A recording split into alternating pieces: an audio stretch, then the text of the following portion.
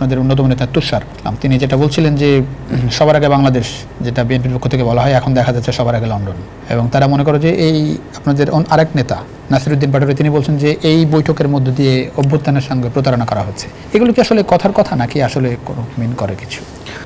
এখানে লন্ডনে যে বৈঠকটা হয়েছে এটাকে আমি একটা ঐতিহাসিক প্রেক্ষাপট বলবো। বাংলাদেশের রাজনীতিতে যে সংকট তৈরি হয়েছিল, সেই সংকট আসলে দীর্ঘ একটা সময় ফ্যাসিবাদী আমলের যে চর্চা, সংলাপের অনেক আভাস আমরা দেখতাম তখন, কিন্তু সংলাপটা হতো না। কারণ সংলাপের মাধ্যমে যে সংকট দূর করা যায় সেটা আমরা একরকম ভুলতে বসেছিলাম। তো সেই জায়গা থেকে আমি এই সংলাপটাকে অবশ্যই আশাব্যঞ্জক জায়গা থেকে দেখতে চাই, এবং এটা বাংলাদেশের রাজনীতির জন্য অবশ্যই একটা ইতিবাচক বিষয়।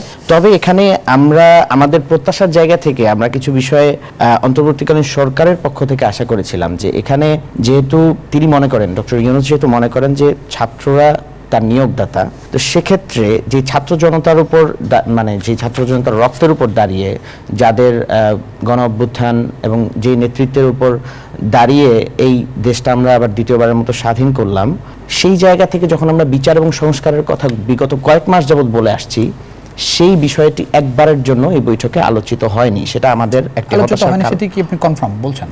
মানে আমি একটু বলি যে আমি শুধু আমি কি জন্য বলছি আলোচিত হয়নি, এটা মিসকোট যাতে না হয় আমি বলি। আমি যে প্রশ্নটা অ্যাড করে দিই, যেটা হচ্ছে যে যেটা নির্বাচনের টাইমলাইন যেটা এগিয়ে এসেছে, সেখানে প্রধান শর্তই যেটা বলা হচ্ছে যে বিচার এবং সংস্কার প্রত্যাশিত মাত্রায় এগুলো, এবং সব প্রস্তুতি সম্পন্ন হলে নির্বাচন ফেব্রুয়ারিতে হতে সমস্যা নেই। দেখেন, এটা ডক্টর ইউনূস এটা কন্ডিশনালি বলেছেন, এটা একটা কন্ডিশন, এবং এটা আলোচনার বিষয়বস্তু ছিল না, এবং এটা প্রাধান্য পায়নি। আমি আলোচনা হয়নি বলতে এটা প্রাধান্য পায়নি বুঝিয়েছি। অর্থাৎ এটা যদি প্রাধান্য পেত তাহলে ডক্টর ইউনূস কখনোই উনি বলতে, মানে এই মন্তব্যটা ছুড়ে দিতেন না যে গণভোট প্রয়োজন নেই, বা যেখানে তিনি ঐক্যমত কমিশনের প্রধান, তার জায়গা থেকে এখানে স্প্রেডশিটের 6টা পদ্ধতির কথা বলা ছিল, কিভাবে আমরা সংস্কারগুলো বাস্তবায়ন করব, কিভাবে জুলাই সনদ আমরা আদায় করব। তো সেই জায়গা থেকে যখন আলোচনাটা চলছে, যখন আমরা একটা সমাধানের দিকে যাচ্ছি সবগুলো রাজনৈতিক দলের সাথে আলোচনার মাধ্যমে, সেখান থেকে তিনি মানে সংস্কারের জায়গাটাকে স্তীমিত করে নিয়ে আসা এবং এই আলোচনাটাকে প্রাধান্য না দেওয়াটা অবশ্যই আমাদেরকে হতাশ করে। আজকে ঐক্যমত্য কমিশনের সহসভাপতি আলী রিয়াজ, তিনি যেটা বলছেন যে সময়সীমার কথা বলা হচ্ছে আলোচনার মাধ্যমে, ফেব্রুয়ারির কথা, এই সময়ের মধ্যে সংস্কার প্রত্যাশিত মাত্রায় করা সম্ভব। আর উনি এটিও বলেছেন একটি টেলিভিশনে সন্ধ্যার সময়কার খবর, এবং উনি মনে করেন যে গুরুত্বপূর্ণ কিছু বিষয় এরই মধ্যে বড় বড় দলগুলো একমত হয়েছে।